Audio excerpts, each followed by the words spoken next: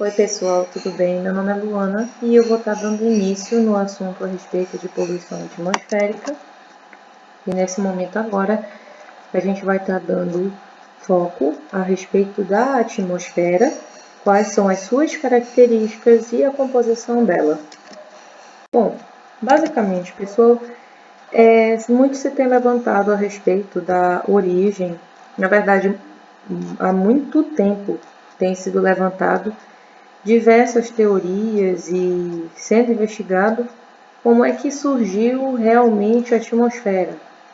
E basicamente a composição atual da atmosfera, ela é o fruto de diversos processos químicos, físicos e biológicos que foram iniciados há milhões de anos. Então, como eu mencionei, muito se teoriza a respeito da origem e da evolução da atmosfera. Entretanto, a mais aceita e até inclusive eu trouxe uma figura que meio que resume um pouco como é que foi a evolução da atmosfera terrestre, mas assim, basicamente é que a Terra, ela ainda sem atmosfera, ela se formou a partir da acumulação de partículas sólidas e relativamente frias dos mais diversos tamanhos, que foram procedentes de nuvens de gás e poeira que se originaram do sistema solar. Então, as reações térmicas elas foram seguindo tanto pelo processo radioativo quanto pelo processo de sedimentação de elementos mais densos.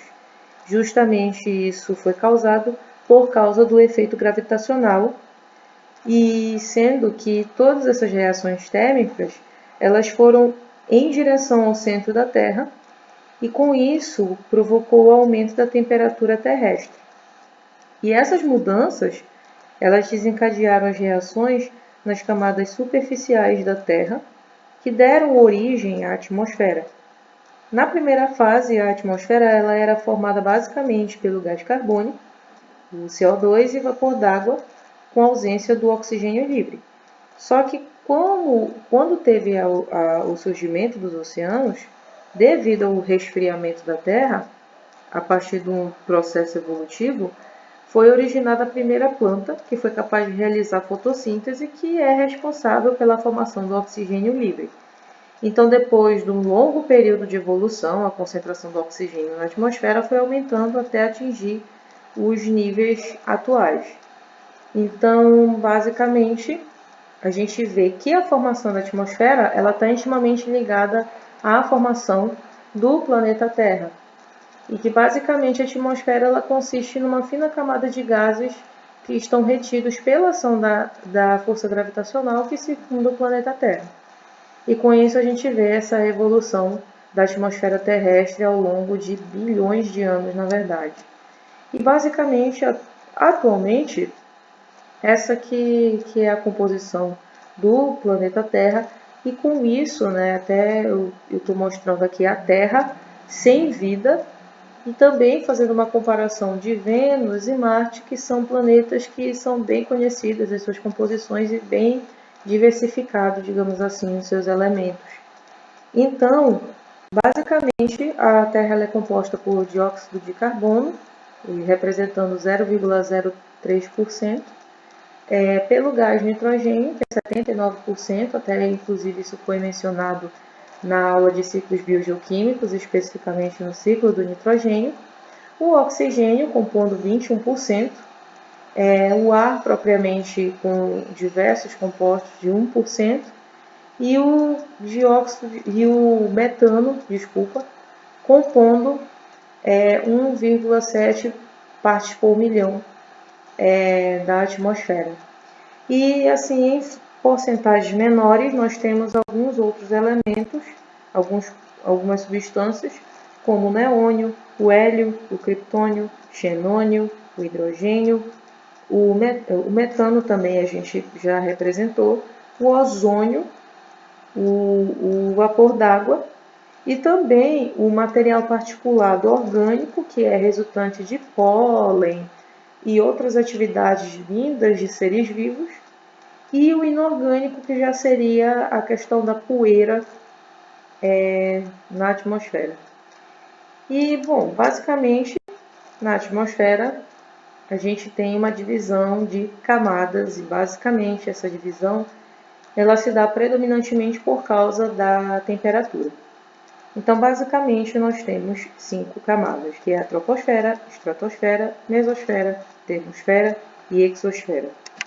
Basicamente, falando da troposfera, é onde se localiza o ar atmosférico. E ela varia a sua espessura, né? Ela se estende entre 10 a 12 quilômetros, porém isso varia conforme a latitude e o tempo. E basicamente a importância dela é porque é onde ocorre as condições climáticas da Terra. E basicamente o gradiente vertical normal ou padrão é que a temperatura ela vai caindo 6,5 graus por quilômetro. Então é algo bem relevante. E vamos partir para outra camada, que é a estratosfera, e assim, mencionando a linha de transição entre a troposfera e a estratosfera, é a tropopausa. E sendo que é na tropopausa que nós temos a variação de temperatura muito grande entre a troposfera e a estratosfera. A estratosfera ela tem a grande importância porque é onde fica a camada de ozônio, que nos protege da radiação ultravioleta do Sol. E é onde também acontece a questão do buraco da camada de ozônio. E fora que a troposfera e estratosfera é onde ocorrem os eventos de poluição atmosférica. Partindo para a mesosfera, então a gente se depara com a linha de transição, que é a estratopausa, que é a linha de transição entre estratosfera e mesosfera. E basicamente a mesosfera é a camada onde tem a temperatura mais baixa da atmosfera. A próxima é a termosfera, e a linha de transição entre a mesosfera e termosfera é chamada de mesopausa. E essa camada ela é importante para as telecomunicações. Então, os satélites eles se localizam justamente na termosfera, e é bem relevante isso.